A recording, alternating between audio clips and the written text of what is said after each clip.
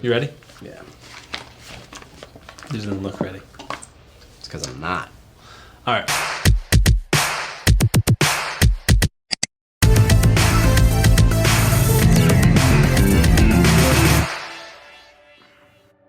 Well, hey everybody, welcome to Home Groups, where we apply the message we heard this Sunday at Freedom Valley Church. And this weekend, we heard Candace talk about our second week of the Set Apart series. And this entire series encompasses the idea that God has set us apart with a purpose and a calling. We read in Deuteronomy 14:2, "You have been set apart as holy to the Lord your God, and he has chosen you from all the nations of the earth to be his own special treasure."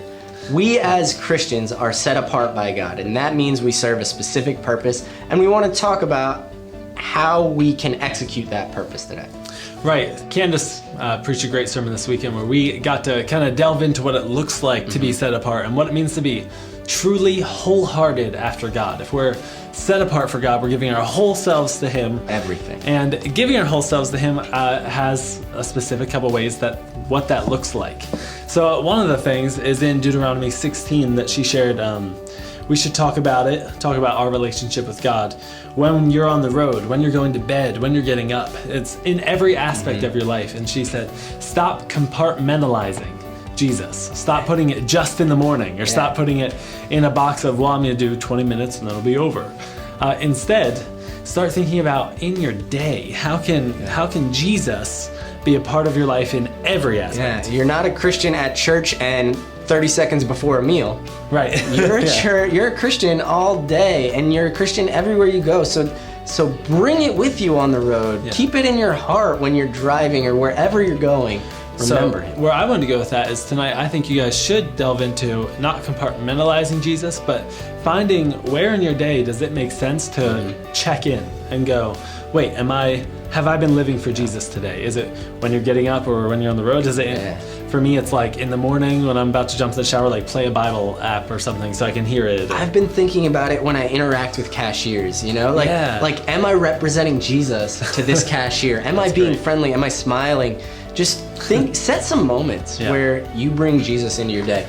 One thing I noticed about Candace's sermon is she talked about being wholehearted, having everything invested in Christianity, and she talked about how heart change will always cause behavioral change, but behavioral change won't necessarily cause heart change. Yeah, right. And that's what Jesus was all about. He always told people, go and sin no more, but that was after he saw the heart change in them. Yeah. If you're just trying to have better behavior, or if you're just trying to improve your life now, you're missing the point. The entire point of being a Christian is my heart has been changed by Jesus Christ, and because of that, I should see behavioral change. Yeah, and when you say that, I immediately think of like a marriage where someone has been like guilted into doing something. So instead of being happy about you do the dishes. Yeah, fine. But instead of being happy about doing it, you do it like really like you're mad about it the whole time. You're like slamming the dishes down, you break one, and you're doing it. Yeah. But it's not helpful. It just makes the whole house more tense because you're doing it with a crappy attitude. So it's more about the heart of the behavior than the behavior itself.